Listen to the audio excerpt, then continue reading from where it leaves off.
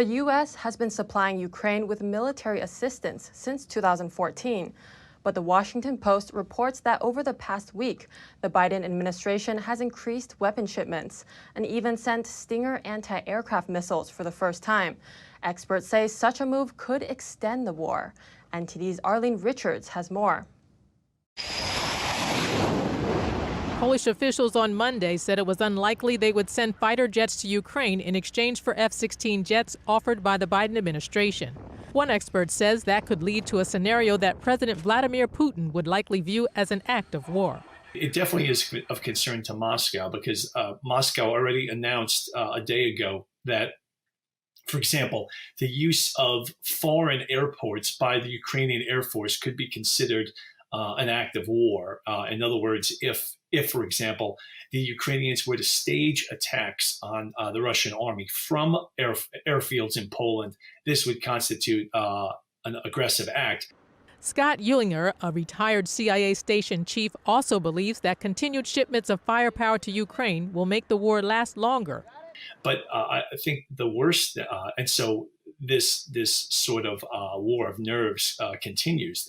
NATO and the West and the United States are all willing to supply weapons to the Ukrainians, which will help, but will also extend the war, and by virtue of that will extend the personal loss in terms of civilians as well. But many American patriots and freedom fighters from other countries have volunteered to enter combat alongside Ukrainian soldiers. Casey Fleming, CEO of Black Ops Partners and a corporate strategic risk specialist, says if the war in Ukraine isn't stopped, it could spread into other countries, including the U.S.